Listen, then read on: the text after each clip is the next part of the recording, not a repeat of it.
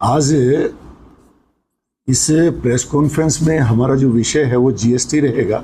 मेरे साथ में भाई सुभाष जी जिंदल हैं, जो हमारी जीएसटी की जो टीम बनी है, जीएसटी नेक्स्ट जेन, उसकी टीम के जिला के संयोजक के नाते से हैं।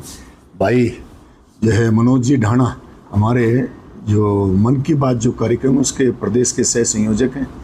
भाई जो है शिव कुमार जी पारासर, हमारे पूर्व में जिला के महामंत्री रहे। धर्मेंद्र जी जिंदल जिला के उपाध्यक्ष हैं। भाई जो है मिश्रा जी जिला के, आप सब जानते हैं कि मीडिया देखते हैं। पीछे जो है सोनू सैनी और हमारे शिवराज जी बागड़ी। साथियों, आज हम जीएसटी के बारे में चर्चा करने वाले हैं। जीएसटी आप जानते हैं कि जो है अभी नई स्लैब्स इसमें घोषित की गई है, नई स्लैब्स की घोषणाएं की गई है, जो 22 सितंबर से जो पहला नवरात्र है उस दिन से शुरू होगा। अलग अलग पार्टियां अलग अलग उनका जो है इस बारे में जो है कहना है।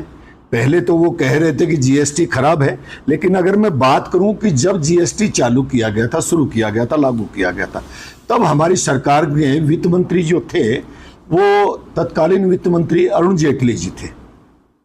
उन्होंने स्पष्ट कर दिया कि आकलन करने के बाद जनता और व्यापारियों को सहूलियत देने के लिए समय समय पर जीएसटी में सुधार होंगे। बीच में आप जानते हैं कोविड आ गया, तो उसमें थोड़ा सा समय लगा और जीएसटी में जो है जितना सुधार होना चाहिए था उतना नहीं हो पाया, लेकिन फिर इसको तत्काल अभी जो है हमने जो है शुरू कर दिया। आइए अशोक जी, प्रधानमंत्री मोदी जी ने इसी साल जो है 15 अगस्त को लाल किले से अपना जब संबोधन शुरू किया, तो उन्होंने स्वतंत्रता दिवस पर जो अपना संबोधन था उसमें कहा कि जीएसटी में अगली पीढ़ी के सुधार लाने के सरकार के इरादे के बारे में जो है उन्होंने आग्रह किया।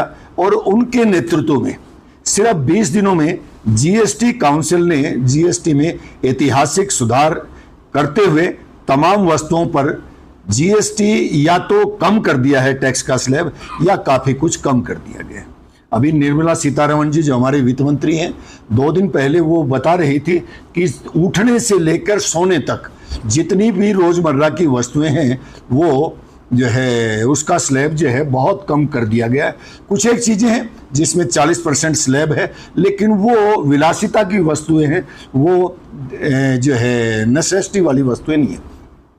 साथियों, प्रसिद्धि एक चीज है और प्रसिद्ध होने के बाद में जरूरी नहीं कि आदमी सिद्ध हो जाए, लेकिन मोदी जी ने जनता के कामों में अपने को सिद्ध किया है और उसी से उनकी प्रसिद्धि बढ़ी है।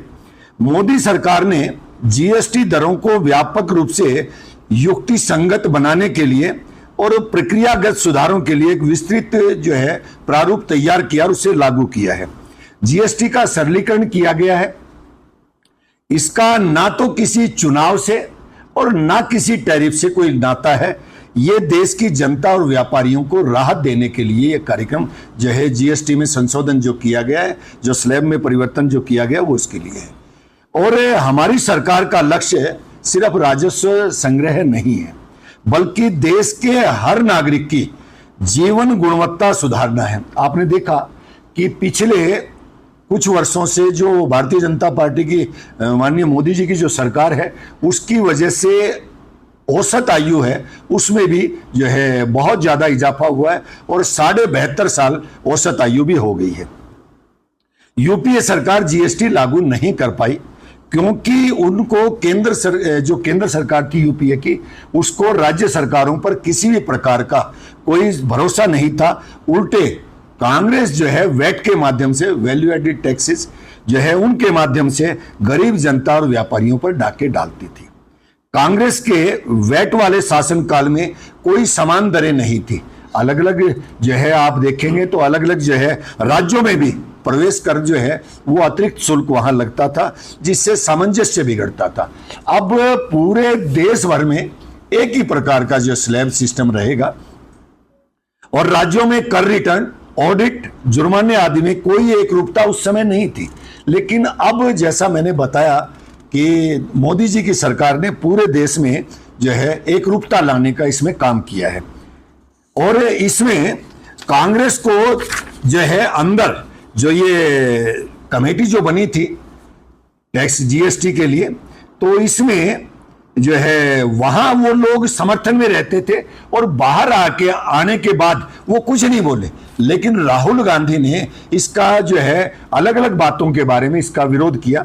अब विपक्ष के कुछ नेता 40% जो टैक्स जो लगाया गया है उसके स्लैब पर भी कुछ लोग जो है, कुछ कांग्रेसी और दूसरे विरोधी दलों के कार्यकर्ता वो सवाल उठा रहे हैं कि, लेकिन मेरा एक सवाल है, क्या कांग्रेस तंबाकू और गुटखा पर चाहती है कि सिर्फ 5% टैक्स लगे? मोदी सरकार ये चाहती है कि ये जो लोग हैं, जो विलासिता की चीजें और जो दूसरी जो चीजें हैं जो स्वास्थ्य पर हानिकारक प्रभाव डालती हैं, उन चीजों से लोग बचें। ये ऐसा इसका मतलब मोदी सरकार का हमारा मानना है। कांग्रेस को यह बताना होगा, तय करना होगा, लोगों को, लोगों के बीच में जाकर के बताना होगा, क्या वो इस कटौती का, जो कटौती रोजमर्रा की चीजों पर, आम यूज पर जो है की गई है, उसका समर्थन करती है विरोध। अगर वे विरोध करते हैं तो जनता के सामने उनको आकर के बताना चाहिए ताकि उनकी असलियत जनता के सामने आ जाए। कांग्रेस का दोहरा चरित्र है।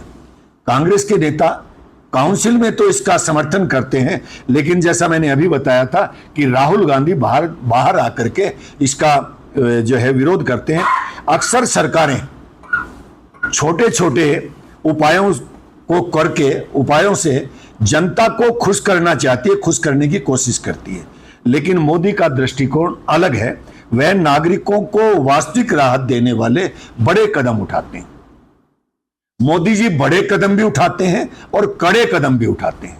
जैसा मैंने बताया, वो सिद्ध हुए हैं जनता के काम में और सिद्ध होकर के वो प्रसिद्ध हुए हैं। लोगों की तरह से प्रसिद्ध होकर के वो सिद्ध नहीं होना चाहते।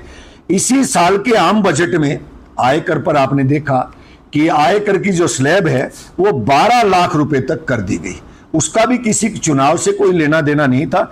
इस ऐतिहासिक छूट से हर वर्ग के जो करदाता है उनको अप्रत्याशित जो है राहत दी गई। उस समय यह माना गया था कि सरकार ने जनता को अपनी प्राथमिकता में सबसे ऊपर रखा है।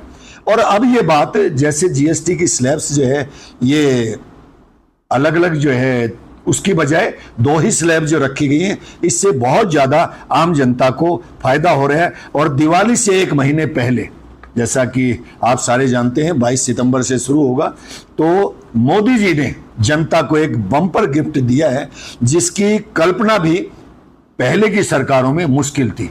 आप जानते होंगे, आपको जानकारी होगी कि पहले इनकम टैक्स पर भी 93% से लेकर 97% तक इनकम टैक्स लगता था। वो आदमी जो कमाता था, अपनी कमाई करता था, और 97% टैक्स देकर के उसके पास बचता क्या था, हम लोग ये सोच सकते हैं।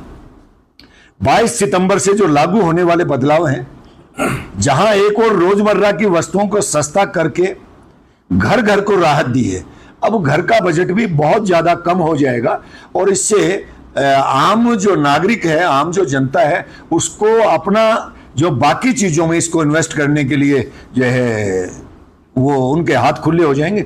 दूसरी ओर कुछ क्षेत्रों में कर का बोझ और भारी कर दिया गया है। हम आपको बता दें कि सबसे बड़ी राहत खाद्य पदार्थों और घरेलू वस्तुएं जो है, उनके उपयोग की जो वस्तुएं हैं उसमें जो है छूट दी गई है। जैसे दूध, घी, पनीर, बिस्किट, चॉकलेट, सूखे मेवे, नमकीन, इन सब पर कर घटाने से उपभोक्ताओं को सीधा लाभ मिलेगा और किसानों को और शिक्षा को भी जो है। मैं अभी थोड़ा सा आपको इन अलग अलग मुद्दों के बारे में भी बताऊंगा। बल्कि छोटे व्यवसायी और उद्योगी जो मंझले जो उद्योग है उनको भी सांस देने का इन्होंने काम किया।